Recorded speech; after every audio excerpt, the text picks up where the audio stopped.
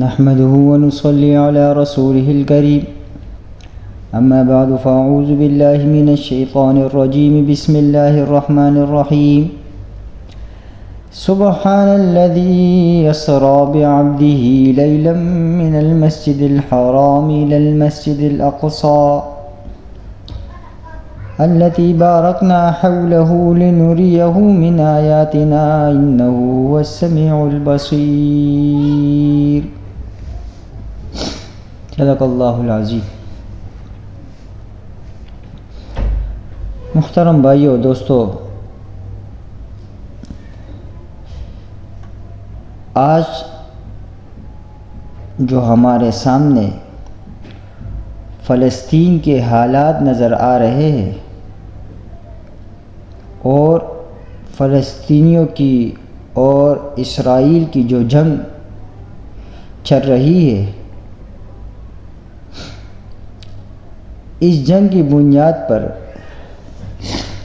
آپ حضرات کے سامنے چند تاریخی باتیں پیش کروں گا تاکہ ہمیں بھی اپنے اس مسجد اقصیٰ کے بارے میں کچھ معلومات حاصل ہو جائے۔ جب ہمیں مسجد اقصیٰ کے بارے میں معلومات حاصل ہوگی تو جس طرح فلسطین کے مسلمان اسرائیل سے اس مسجد کے بارے میں لڑ رہے ہیں تو ان کے لیے ہمارے جذبات بھی ابھر آئیں گے۔ مسجد اقصیٰ مسلمانوں کا قبلہ اول ہے۔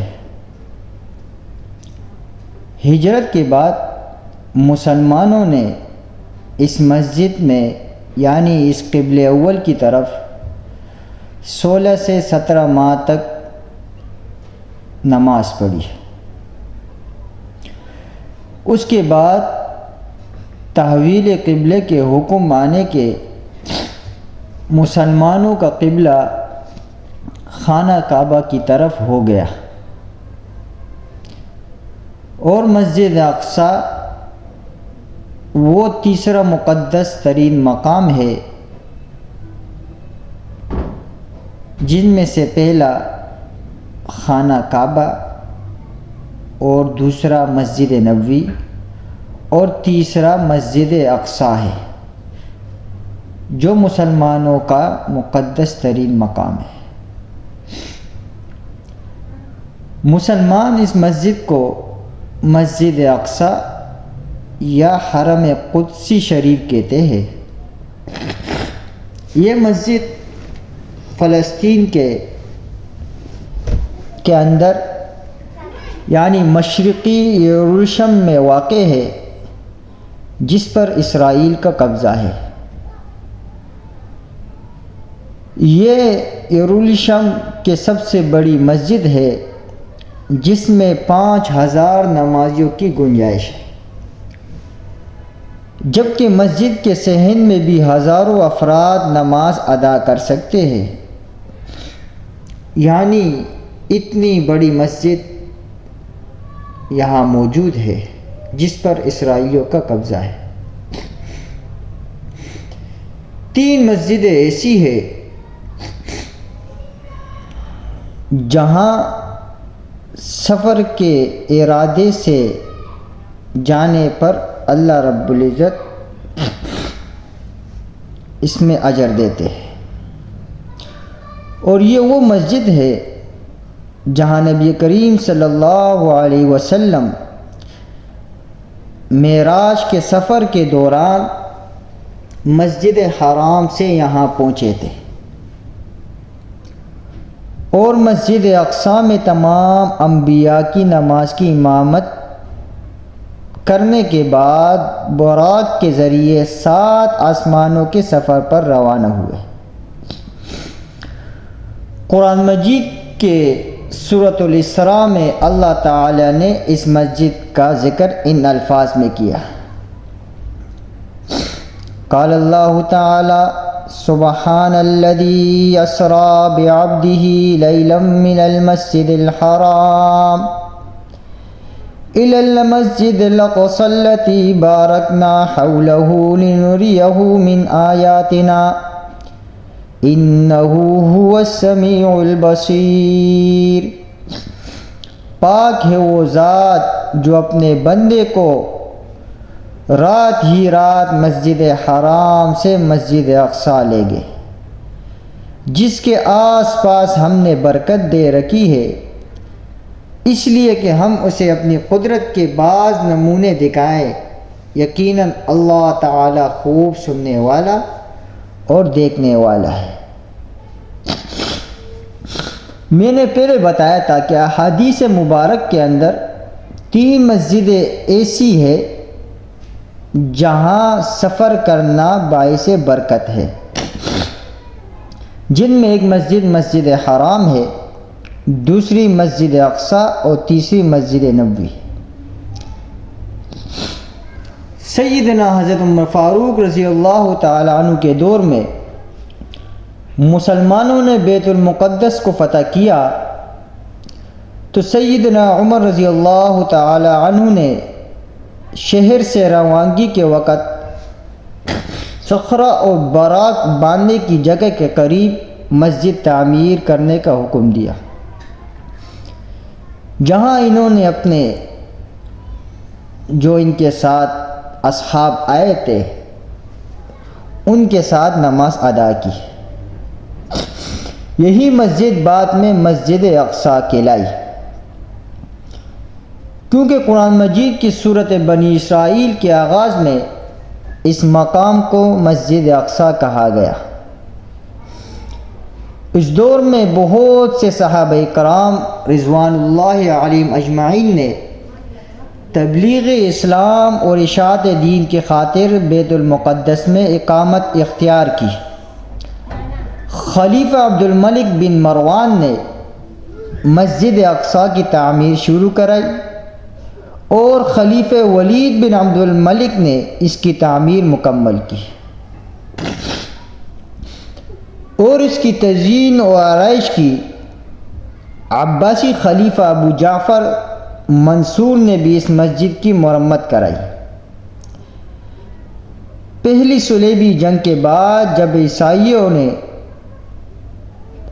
بیت المقدس پر قبضہ کیا تو انہوں نے مسجد اقصیٰ میں بہت رد و بدل کیا۔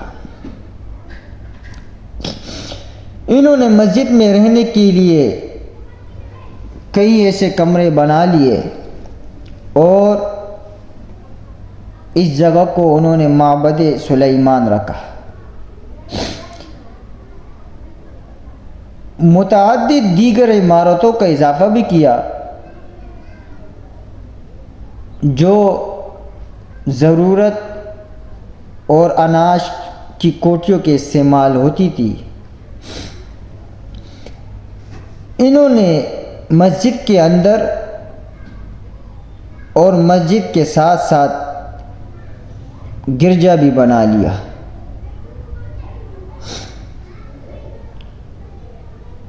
تو اس کے بعد سلطان صلاح الدین ایوبی نے سن 1187 عیسوی میں فتح بیت المقدس کے بعد مسجد اقصیٰ کو عیسائیوں کے تمام نشانات سے پاک کیا اور محراب اور مسجد کو دوبارہ تعمیر کیا۔ صلاح الدین ایوبی نے قبلہ اول کی آزادی کے لیے تقریباً 16 جنگیں لڑی تھی۔ اسلام و ملت اسلامیہ کے خلاف یہودیوں کی دشمنی تاریخ کا ایک مستقل باب ہے۔ یہود مدینہ عہد رسالت مآب میں جو سازشیں کیے ان سے تاریخ اسلام کا ہر طالب علم آگاہ ہے۔ گزشتہ 14 صدیوں نے پچھلے جو 14 صدیاں سے یہود نے مسلمانوں کے خلاف بالخصوص اور دیگر انسانیت کے خلاف بالعموم معادنہ رویہ اپنا رکھا ہے۔ یعنی 20ویں صدی کے حادثات اور سانحات میں سب سے بڑا سانحہ ہمارے لیے مسئلہ فلسطین ہے۔ سب سے بڑا سانحہ فلسطین کا مسئلہ ہے۔ یہود و نصارہ نے یہ مسئلہ پیدا کر کے گویا اسلام کے دل میں خنجر کوم رکھا ہے، کیونکہ بڑا ہی مسئلہ ہے نا، اور اس مسئلے کو پیدا کر کے انہوں نے مسلمانوں کے دل میں خنجر کو رکھا۔ 1948 میں اسرائیل کے قیام کے بعد یورپ سے آئے ہوئے غاصب یہودیوں نے ہزاروں سال سے فلسطین میں آباد فلسطینیوں کو ان کی زمینوں اور جائیدادوں سے بے دخل کر دیا، اور یہ بے دخل کرنے سے یہ لوگ اس کے اندر ابتر زندگی اور ابتر حالات میں زندگی بسر کرنے پر مجبور کر دی۔ 21 اگست 1969 کو ایک آسٹریلوی یہود ڈینس مائیکل روہان نے قبلہ اول کو آگ لگا دی، جس سے مسجد اقصی 3 گھنٹے تک آگ کی لپیٹ میں رہی اور جنوبی مشرقی جانب عین قبلے کی طرف کا بڑا حصہ گر پڑا۔ محراب میں موجود ممبر بھی نظر آتش ہو گئے، جسے صلاح الدین ایوبی نے فتح بیت المقدس کے بعد نصب کیا تھا۔ آیا اس مسجد کے پر یہودیوں کا جنگ کیوں ہو رہا ہے؟ یعنی جو اسرائیل کے یہود ہیں وہ اس مسجد پر کس بنیاد پر جنگ کر رہے ہیں مسلمانوں کے ساتھ؟ اصل میں یہودی اس مسجد کو ہیکل سلیمانی کی جگہ تعمیر کردہ عبادت گاہ سمجھتے ہیں اور اسے گرا کر دوبارہ ہیکل سلیمانی تعمیر کرنا چاہتے ہیں۔ وہ کبھی بھی بذریعہ دلیل اس کو ثابت نہیں کر سکے کہ ہیکل سلیمانی یہی تعمیر تھا۔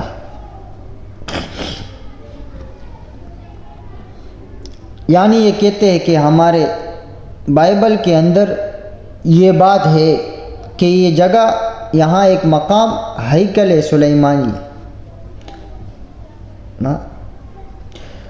گزشتہ نصف صدی سے زائد کا عرصہ اسرائیلی یہودیوں کے جارحانہ کارروائیوں اور جنگوں میں ہزاروں لاکھوں فلسطینی مسلمان شہید اور زخمی ہوئے اور کچھ بے گھر ہو چکے، اور لاکھوں افراد مقبوض فلسطین کے اندر یا آس پاس کے ملکوں میں کیمپوں کے اندر قابل رحمت حالات میں زندگی بسر کر رہے ہیں، اور اقوام متحدہ اور اس کے کرتا درتا امریکہ اور یورپ کے ممالک یہودیوں کے سرپرست اور پشتیبان بنے ہوئے ہیں۔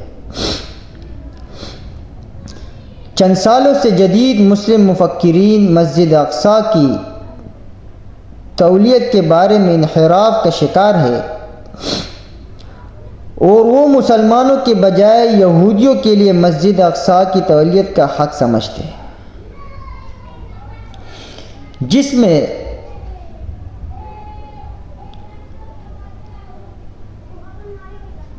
مسلمانوں کے بجائے یہودیوں کے لیے مسجد اقصی کی تولیت کا حق سمجھتے ہیں۔ یہ مسجد اقصیٰ جس پر فلسطین حماس کی جنگ اسرائیلیوں سے ہوتی ہے، اور فلسطینیوں کی کچھ سرزمینیں جب انہوں نے یہودیوں کے ہاتھ بیچی تھی، خرید و فروخت کی تھی، تو اس خرید و فروخت کے باعث کچھ زمینیں ان کے ہاتھ آ گئی اور کچھ زمینوں پر انہوں نے قبضہ کر لیا، جس پر مسلمان ان کے گرفت میں آ گئے۔ آپ صلی اللہ علیہ وسلم نے فرمایا کہ میں عن قریب جزیرہ عرب سے ان یہودیوں اور نصارہ کو نکالوں گا، جزیرہ عرب میں ان کو نہیں چھوڑوں گا۔ ہاں، جب مسلمان یہودیوں کے ساتھ خرید و فروخت کریں گے تو یہودی ان پر قبضہ آور ہوں گے، اور یہ جنگ ایک عظیم جنگ ہے جس میں مسلمانوں کے لیے ایک سبق ہے کہ ان کی اس سرزمین پر اور ان کی ایک مقدس مسجد پر جو اسرائیل قبضہ کر رہے ہیں، اور اس قبضے کی بدولت انہوں نے فلسطین مسلمانوں اور نوجوانوں کو شہید کیا ہے، کم از کم اس کے لیے ہمارے پاکستانی مسلمان جہاں کہیں بھی آباد ہو، جو بھی مدد ہو سکے ان کے لیے کیجیے، چاہے وہ دعا کے ذریعے ہو، نفلوں کے ذریعے ہو، پیسوں کے ذریعے ہو، جس صورت میں بھی ان کی مدد ممکن ہو سکے مدد کرنی چاہیے، تاکہ اللہ کے ہاں ہم اگر اللہ ہم سے پوچھے کہ میرے اس مقدس گھر کے لیے تم نے کیا کیا، تو ہم کیا جواب دیں گے؟ جب مسلمان اس جنگ کے لیے آگے بڑھیں گے تو اسرائیلی یہودی خود ہی بھاگیں گے، ان کے اندر مسلمانوں سے جنگ کرنے کی طاقت نہیں ہے، وہ بزدل قوم ہے، بڑی بزدل قوم ہے، کیونکہ جب حضرت موسیٰ علیہ السلام نے ان سے کہا کہ چلو جنگ کے لیے یہودیوں سے، تو انہوں نے کہا اذهب انت وربک فقاتلا، آپ اور آپ کے رب جانے، آپ دونوں چلے، فقاتلا، جنگ کریں، انا ہاہنا قاعدون، ہم تو یہاں بیٹھیں گے۔ یہ موسیٰ علیہ السلام کے دور کے بزدل ہے، تو آج کے اسرائیلی یہود ہمارے مسلمانوں کو کیا شکست دیں گے؟ بس مسلمانوں کے اندر ہمت اور جذبہ یہ ہونا چاہیے تاکہ ہم اپنی اس مقدس زمین پر قبضہ کر کے دوبارہ اس مسجد کو آباد کرے، اور فلسطین کے مسلمان یہاں آ کر دوبارہ سے نماز شروع کرے۔ اللہ تعالی ہمیں ان تمام باتوں پر عمل کرنے کی توفیق عطا فرمائے، اور ہر مسلمان بھائی فلسطین کے مجاہدین کے لیے بھی دعا گو ہو۔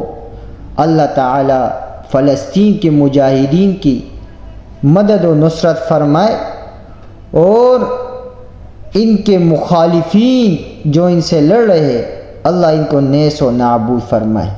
وآخر دعوانا الحمدللہ رب العالمین۔